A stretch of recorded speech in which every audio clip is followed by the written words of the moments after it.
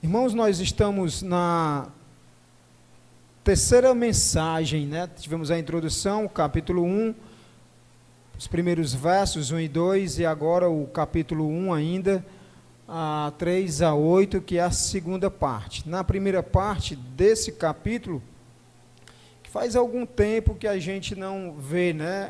Colossenses. Passamos por vários estudos diferentes, mas queremos retornar ao estudo na epístola de Colossenses. Queremos lembrar que o capítulo 1, versículo 3 a 8, nós estamos dentro dessa ideia. O entendimento correto do evangelho da verdade, certo? Ele produz crescimento na vida cristã. Essa é a ideia do capítulo 1, versículo 3 a 8. E no estudo anterior nós vimos que a evidência de alguém ou um irmão que entendeu, uma pessoa que entendeu corretamente o evangelho, ela deposita a sua fé em Cristo Jesus. Essa fé, lembrando, não é um salto no escuro. Nenhum crente que tem fé, ela dá um salto no escuro. Eu tenho fé. A fé dele é alicerçada na pessoa de Cristo, na obra que ele fez na cruz do Calvário, certo? A fé que o crente tem é nas promessas que Deus tem estabelecido nas Escrituras. A fé não é um salto no escuro. A fé do crente está alicerçada na pessoa de Jesus Cristo. E nós vimos, se nós lembrarmos, essa fé, ela é seguida de obediência. Não é uma fé somente em Cristo, mas uma fé em obedecer aquilo que Ele tem dito em sua palavra. E sabemos que a obediência é uma marca registrada de alguém que é uma nova pessoa, alguém que é crente no Senhor Jesus Cristo. Se alguém quer provar de fato que é uma nova criatura em Cristo, um crente no Senhor Jesus, ela vai obedecer, ela vai seguir aquilo que o Senhor diz em sua palavra. E também foi dito que essa fé em Cristo é uma fé ativa, é uma fé que envolve ação, ela não é estagnada, ela não está morta, ela não fica parada, ela age em favor dos irmãos. Então foi basicamente isso que foi dito no dia em que pregamos, capítulo 1, versículo 3 a 8, primeira parte. Hoje à noite nós queremos dar continuidade nessa fé, ou melhor dizendo, nesse crescimento cristão, certo? Esse crescimento cristão envolve a fé, mas também, quando nós entendemos corretamente o evangelho da verdade, há uma outra evidência, a evidência do amor aos irmãos. Então, quando nós entendemos que o evangelho verdadeiro, ele vai produzir crescimento em nossa vida, além de termos fé em Cristo, nós vamos ter amor pelos irmãos. É uma evidência claríssima, e hoje à noite a gente vai perceber isso. Vamos para Colossenses capítulo 1, verso 4. Colossenses 1, verso 4.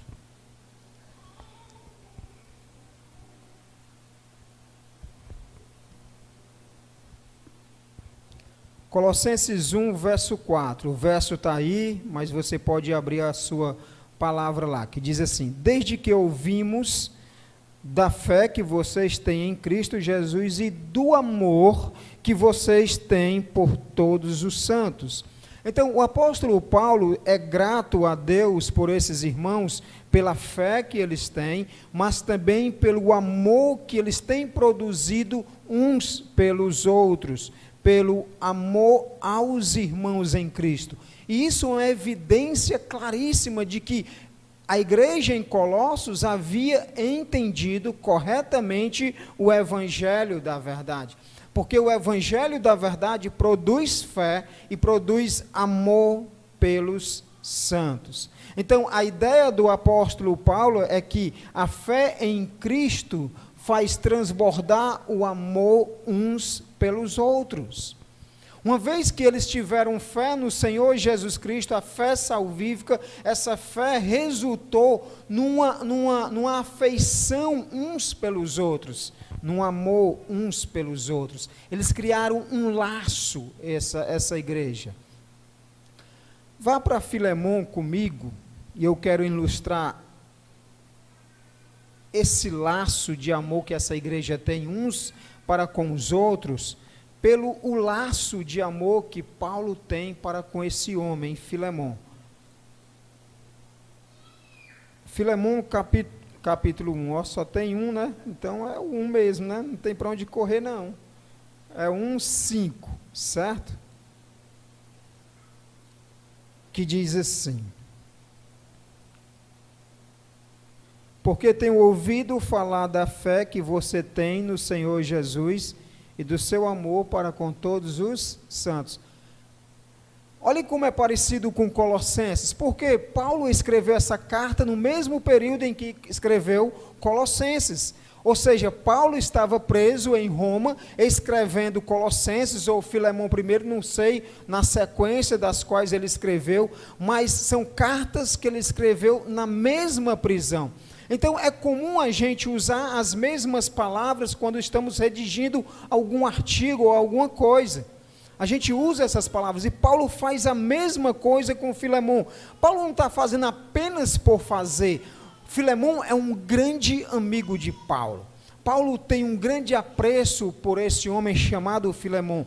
E Paulo está escrevendo essa carta porque um escravo havia fugido de Filemon. Filemon, o patrão, Onésimo, o escravo, fugiu. E, não por ironia do destino, mas Onésimo, como sendo um eleito, vai se bater com Paulo. Paulo o converte.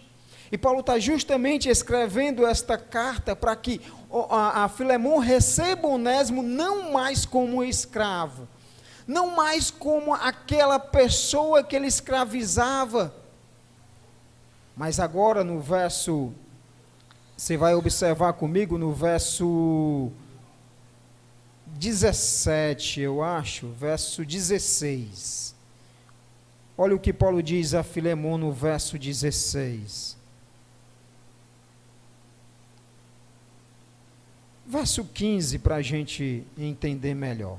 Talvez ele tenha sido afastado de você temporariamente, a fim de que você o receba para sempre, não como escravo, mas muito mais do que escravo, como o quê? Irmão, caríssimo, especialmente de mim, com maior razão de você, quer como ser humano, quer como irmão no Senhor. Isso é brilhante. Paulo era um apóstolo. Paulo poderia dizer para Filemon como autoridade: Filemon, você como um crente no Senhor Jesus, recebe de volta Onésimo, mas não trate mais como escravo. Mas não, Paulo no início vai dizer: eu tenho ouvido da tua fé, eu tenho ouvido do amor que você tem crescido para com as pessoas, e isso em obediência à fé no Evangelho. Filemon também tinha entendido corretamente o Evangelho, crescia na fé e no amor. Então, quando Paulo escreve para esse homem, para receber Onésimo de novo, Paulo faz questão: recebe este crente, esta nova criatura, como um irmão teu. Mas olha o verso 12 de Filemon: eu o estou mandando de volta a você. Ele, quero dizer, o meu próprio coração. A ideia que Paulo quer falar aqui, irmãos, é: receba Onésimo, esse escravo fugitivo, como se fosse a minha própria pessoa. É isso que Paulo está dizendo. E Paulo tem base de dizer isso porque ele tem intimidade com Filemon. E Paulo diz isso porque ele sabe que Filemon vai receber Onésimo não como escravo, mas como um crente, um irmão, alguém agora da família de Deus. A pena que, sabe qual é a tristeza? A gente não sabe como Filemon recebeu Onésimo. Nós não sabemos como foi esse encontro de ex-escravo, agora um irmão em Cristo, com o seu antigo patrão. A ideia de ilustrar com a vida de Filemon é que o evangelho, ele sempre vai unir as pessoas. Lembra?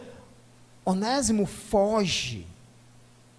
É um escravo fugitivo, mas agora está retornando como um irmão, porque Onésimo também havia aceitado Jesus Cristo pela fé e estava produzindo frutos, crescendo também no amor.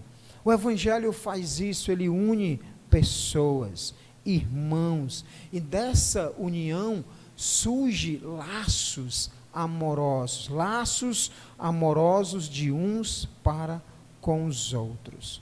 Por isso, irmãos, que aquele que entende o evangelho verdadeiro produz crescimento na sua vida cristã. E o crescimento na vida cristã que nós estamos vendo hoje é o amor. Agora, esse amor, irmãos, que é uns pelos outros, ele é resultado, já tinha botado aí Filemon, a fé, o amor, é resultado da nossa obediência ao mandamento de Cristo, certo? Olhe comigo João 13, versículo 34 e 35. O evangelho do nosso Senhor Jesus Cristo, ele une pessoas, essas pessoas produzem amor uns com os outros, e esse amor, irmãos, é resultado de nossa obediência ao mandamento de Cristo. Eu lhes dou um novo mandamento, que vocês amem uns aos outros, assim como eu os amei, que também vocês amem uns aos outros.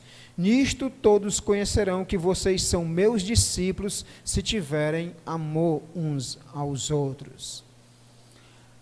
Esse versículo, ele resume tudo a vida de alguém que segue a Cristo, de alguém que se considera crente no Senhor Jesus Cristo. O Senhor Jesus está na última semana da sua vida.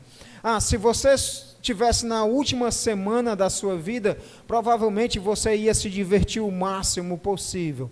Mas a missão de Cristo era vir e morrer pelos nossos pecados. Jesus não estava no mundo para se divertir e nem alegrar ninguém com divertimento. Ele estava no mundo para falar as boas novas e essas pessoas se arrependerem dos seus pecados. Então Jesus está na sua última semana com os seus discípulos e está passando algumas instruções. E uma dessas instruções que Jesus dá é amar uns aos outros.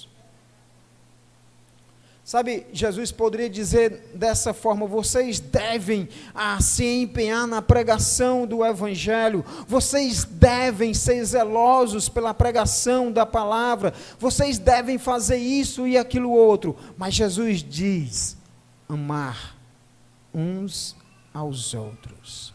Porque Jesus sabe que isto é a base do cristianismo, isto é a base de tudo na vida. Não é assim que dizem? Cozinhar com amor, né? É que sai mais gostoso, né? Quando cozinha com amor, sazon, não é não? Todo mundo diz: olha, quando você trabalha por amor, é melhor. Quando você faz por amor, é melhor. Não é diferente nas Escrituras, e Jesus diz: amar uns aos outros. O próprio Cristo, ele se coloca como exemplo desse amor. Logo um pouco mais tarde, o próprio Jesus vai dar a sua vida em favor dos discípulos. Logo mais tarde, Jesus vai ser preso, açoitado e depois crucificado numa cruz do Calvário. E isso é demonstração de amor.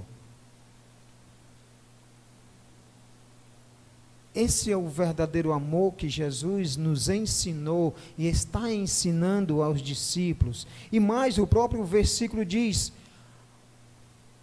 quem quer ser o meu discípulo vai ter que ser conhecido por amor, ou por amar uns aos outros. Essa é a marca distintiva daquele que segue a Cristo, é amar uns aos outros. Ele diz: Nisto todos conhecerão que vocês são meus discípulos se tiverem amor uns para com os outros. Jesus não está dizendo nisso vocês vão ser conhecidos se fizerem parte da igreja bíblica em Acaraú. Nisto vocês vão ser conhecidos se fizerem boas obras. Não, Jesus diz amor. E esse amor foi demonstrado na cruz do Calvário. E lembra, eu tenho tocado nisso. O amor que Jesus fala não é aquele amor meloso, né? Ah, neném, minha gatinha, minha amiguinha, né? Meu bebezinho, meu chuchuzinho. Não é esse amor meloso. Esse amor é uma decisão que você fez de seguir a Cristo, independente do que aconteça na tua vida. E sabe, o apóstolo João nos faz lembrar de um outro fato em outro lugar. Ele diz assim, deixa eu ver se eu coloquei aqui, coloquei. Ora, temos da parte dele este mandamento que aquele que ama a Deus, ame também aos seus irmãos. João lembrou do que Jesus havia ensinado naquele dia da festa dos pães asmos, na Páscoa. João lembrou que ele havia dito, olha, o meu mandamento é esse, o novo mandamento eu vos dou, amem os seus irmãos, amem uns aos outros. Então João lembrou que Jesus fez algo que o mundo nunca fez, morrer pelos pecadores eleitos. Sabe, há alguns grupos que são identificados por algumas marcas, algumas coisas.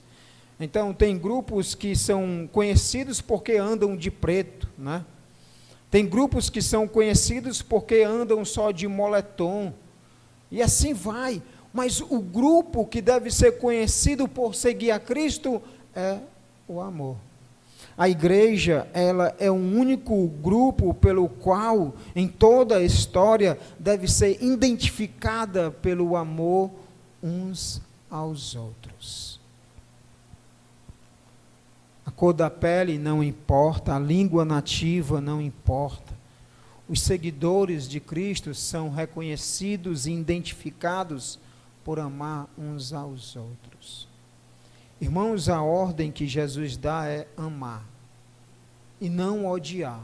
A ordem que Jesus dá é amar e não abominar. A ordem que Jesus dá é amar e não desprezar o irmão. Se na nossa igreja há alguém que despreza outro irmão ou não gosta de outro irmão, você tem que ter muito cuidado, porque logo abaixo da mensagem a gente vai ver isso.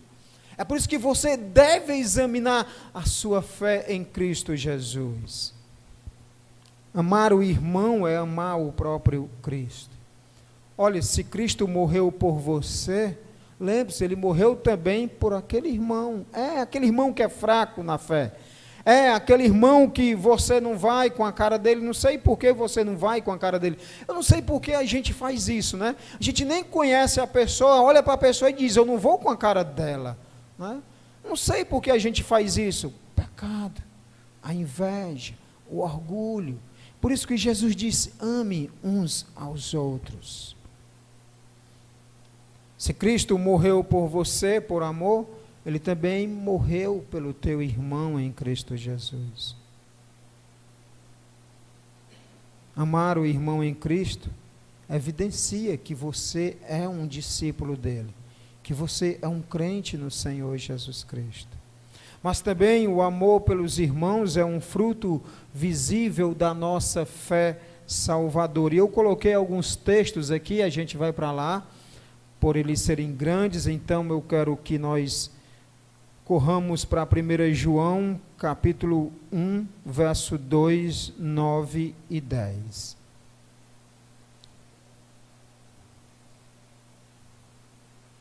E eu quero que você leia com bem atenção comigo esses versos.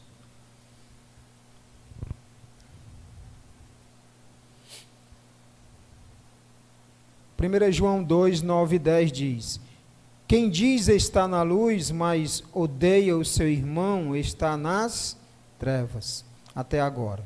Quem ama o seu irmão permanece na luz, e nele não há tropeço nenhum.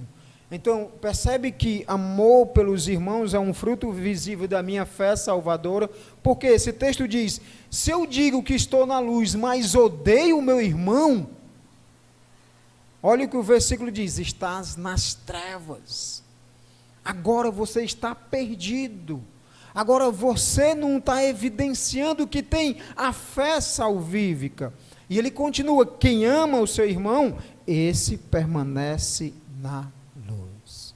Mas, próximo verso, ainda em João, 1 João 3, verso 10. Me acompanha aí. Nisto são manifestos filhos de Deus e os filhos do diabo. Então, João começa, quer saber quem é filho de Deus e quem é filho do diabo? Aí o mundo vai dizer, filho de Deus é quem faz bondade, filho do diabo é quem faz o mal. Vamos ver se João diz isso. Todo aquele que não pratica a justiça não procede de Deus. Toda e qualquer pessoa que diz ser discípulo ou crente em Jesus Cristo, mas pratica injustiça, não é de Deus, procede de Deus. Mas João não termina aí. João vai dizer, e o mesmo vale para aquele que não ama ao seu irmão.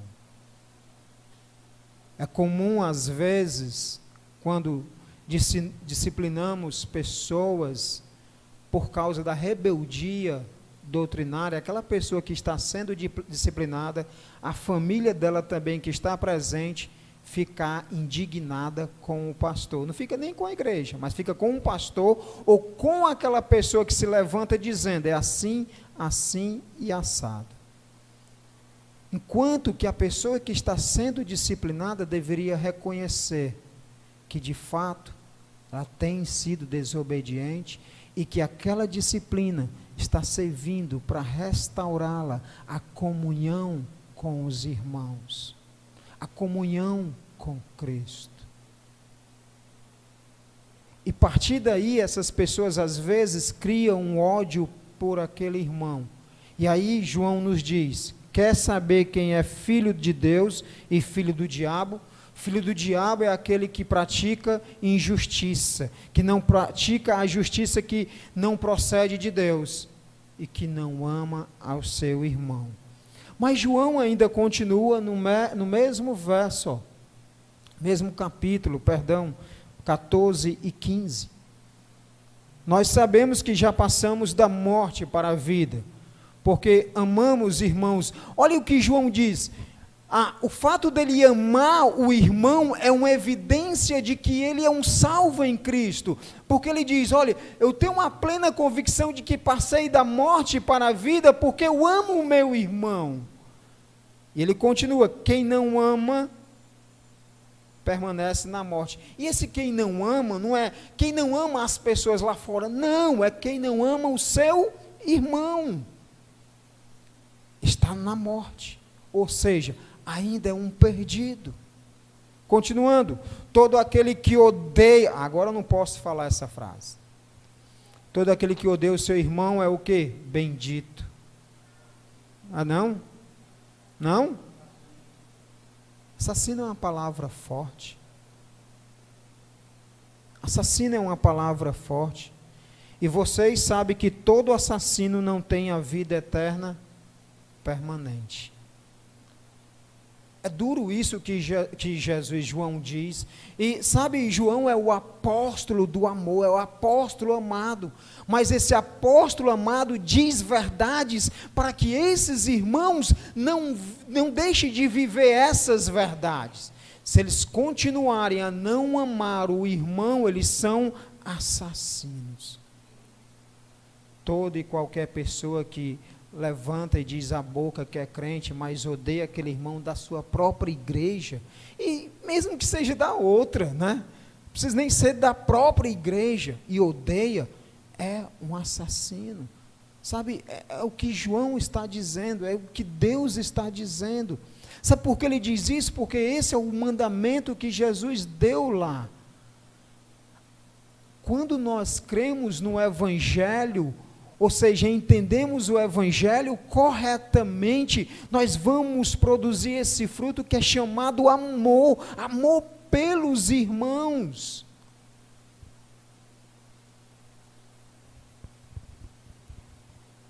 Sabe, às vezes a igreja ela não cresce porque há irmãos que odeiam o outro dentro da própria igreja, e isso é inadmissível. Você gostaria que Deus deixasse de te amar quando você cometesse um pecado? Já pensou nisso? Sabe, Deus nunca iria me amar porque eu peco todo dia. Todo dia eu peco. Mas Deus continua me amando. Não estou dizendo que isso é razão para eu viver no pecado, não é viver na prática do pecado. Eu peco porque ainda tenho uma natureza pecaminosa. Mas pecados que eu posso isolar da minha vida, abandonar, eu tenho que fazer isso. Às vezes a igreja não cresce porque dentro dela há pessoas intrigadas, irmãos ou pessoas que dizem irmãos. E eu tenho tocado nessa tecla. Se você diz assim, não, mas eu tenho paz com Deus. Não tem paz com Deus. A gente vai ver o próximo versículo aqui, ó. Para você ter uma ideia como você não tem paz com Deus. 1 João 4, 20 e 21. Se alguém disser, amo a Deus, mas odiar o seu irmão, esse é o quê? Mentiroso. Por que ele vai dizer mentiroso, João? Porque quem não ama o seu irmão a quem vê, não pode amar a Deus quem não vê. Como eu posso dizer que amo a Deus que eu nunca vi, e odiar o meu irmão que eu vejo? Entende o jogo de palavras que João faz? Você é mentiroso, só faltou dizer assim, você é hipócrita. Na verdade, melhor é mentiroso mesmo. Você é mentiroso. Você diz que ama a Deus, você nunca viu a Deus, e não ama o seu irmão, que vê toda quarta, domingo pela manhã, quando ele vem, né, e domingo à noite. Você é mentiroso.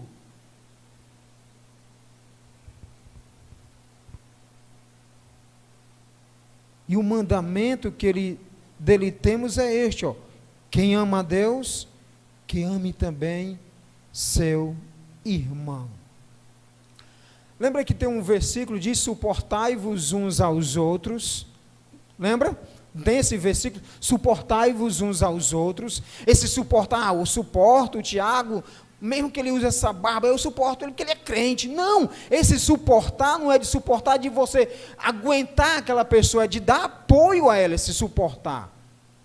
Esse é o sentido, é o dar apoio ao Tiago em toda situação que ele viver na vida dele. A Bíblia diz que eu tenho que amar o Tiago, mesmo com essa barba. Né? Eu não sei por que vocês riram, né? Não? A Fernanda disse que não é para eu amar ele, não. É só ela que a ama, né? O ama. Mas entende, irmãos? Esse versículo é muito forte.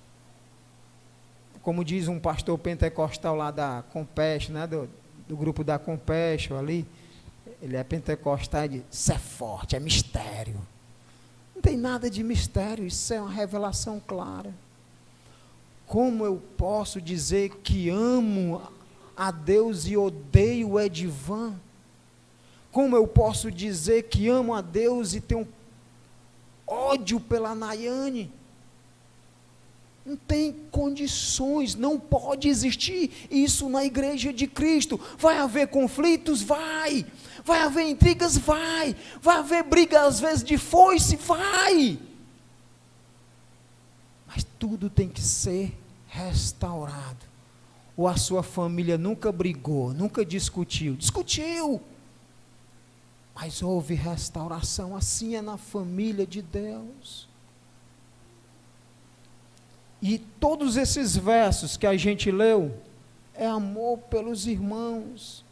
Quem ama o irmão permanece na luz, quem ama o irmão fala a verdade, quem ama o irmão faz isso ou aquilo outro. Essa é a grande evidência de que você é um salvo em Cristo.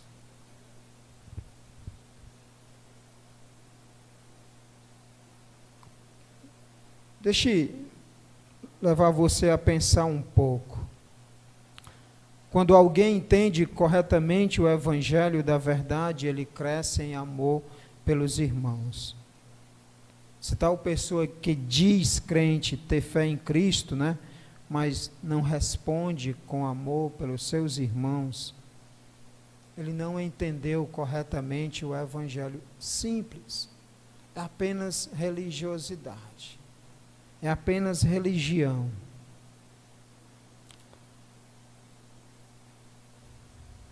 Como que a gente pode dizer que morre de amor por Deus, né? Como é que a gente pode dizer que dá a vida por Deus se nós não amamos o nosso irmão em Cristo? Isso é um paradoxo, ou não é paradoxo não, isso é mentira na verdade, como João disse. Isso é o falar mentira. O mandamento, irmãos, é amar. O mandamento é amar a Deus e o nosso irmão. Essa é a mensagem que Jesus dá. Eu lembro de um vídeo que diz: o amor é o único caminho.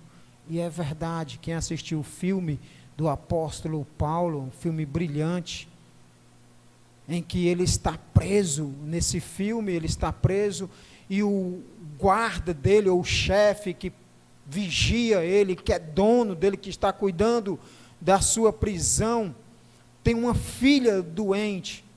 Paulo sabe disso, e Paulo fala com ele, e Paulo diz: eu conheço um homem que pode curar a tua filha, é Lucas, o médico. Ele é um cristão, e aquele homem, sendo grego, romano, diz: como eu posso deixar que um indivíduo desse entre na minha casa? Dos quais ele perseguia essas pessoas, esse homem. Mas ele se rende porque ele quer salvar a filha de todos os modos. A moral da história é que ele diz assim: como você diz o local aonde eu buscar, Lucas, ir até o esconderijo de vocês, e como você acreditou em mim de que eu não trairia você? E ele disse: eu fiz isso por amor a Cristo. A gente ama os irmãos por amor a Cristo.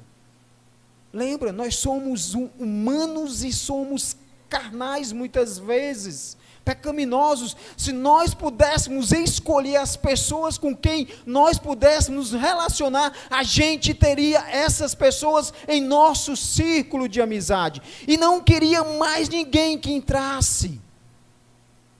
Mas o evangelho não é assim. O evangelho é para todos. O amor em Cristo faz com que eu ame todos, independente se me amem ou não.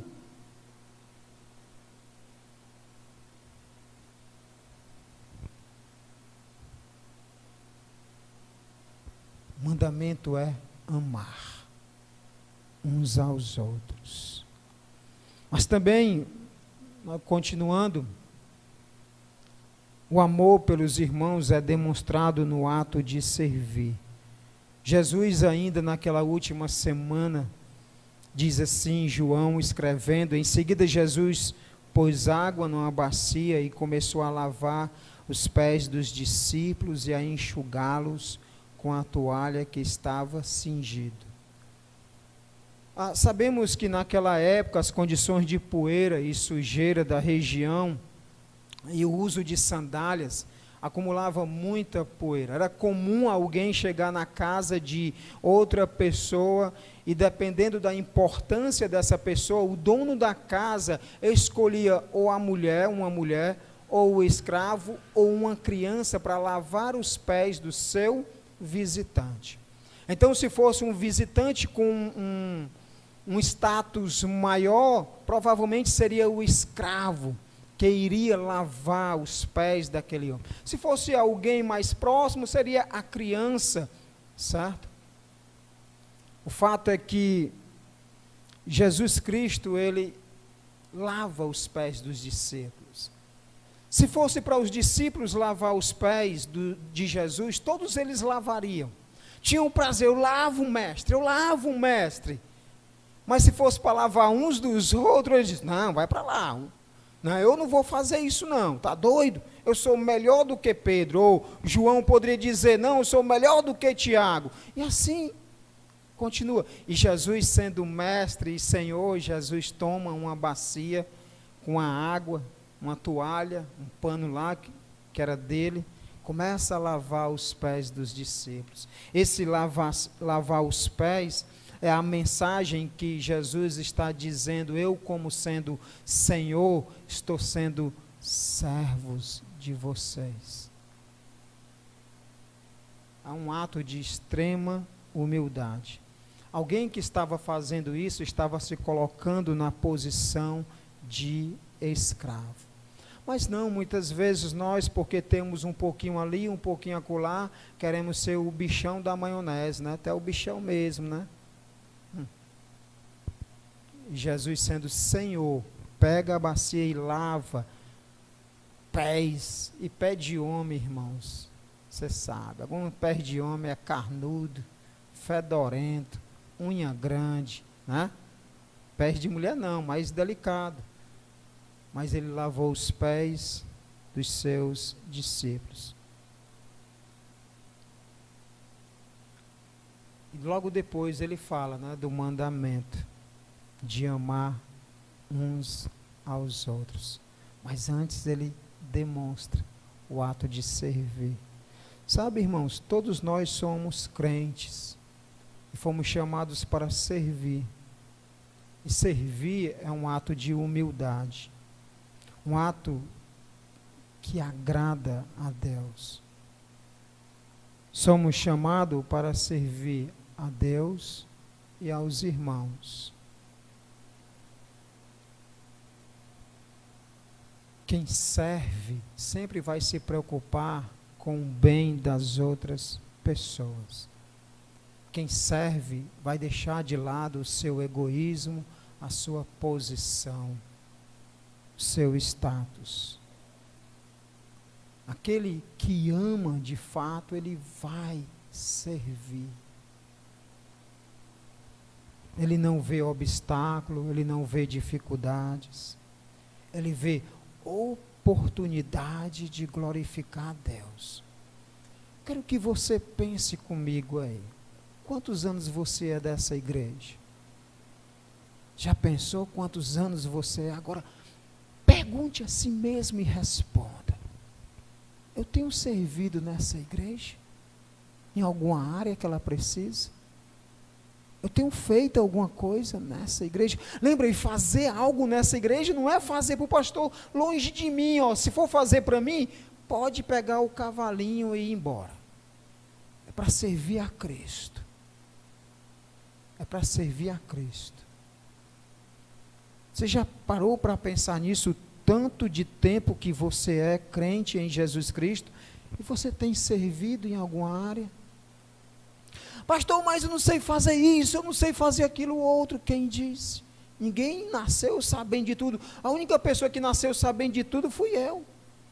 Já nasci falando, andando, comendo, chorando.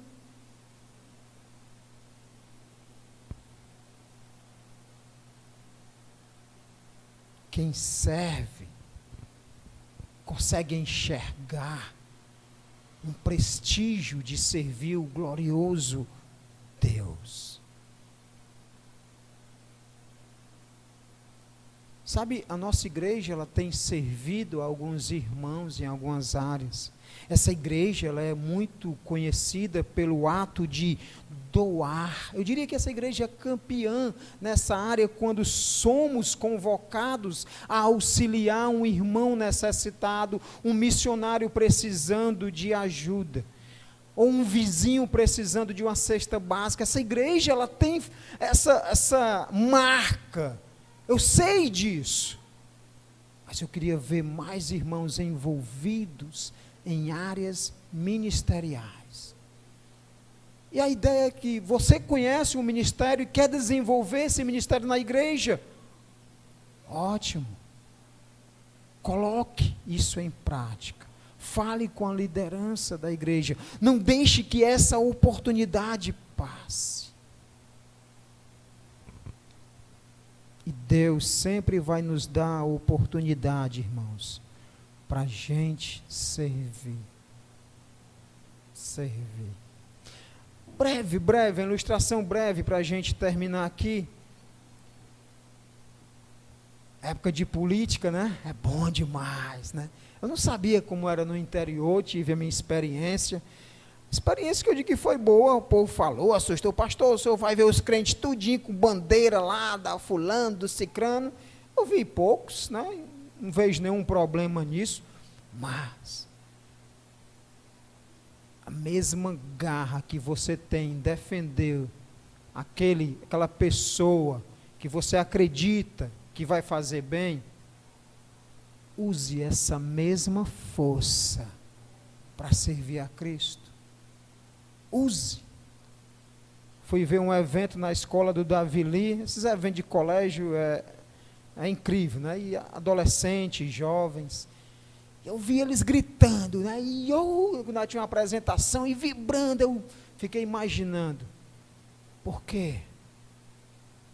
Os jovens crentes em Cristo não usam essa mesma força, esse mesmo vigor no reino de Deus. Eu não sei.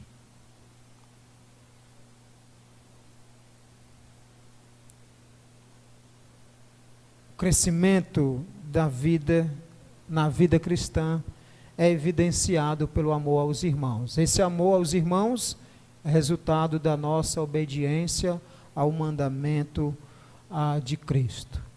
Como também é um fruto visível da nossa fé salvadora nele. E que essa fé salvadora nele nos leva ao desejo de servi-lo por amor.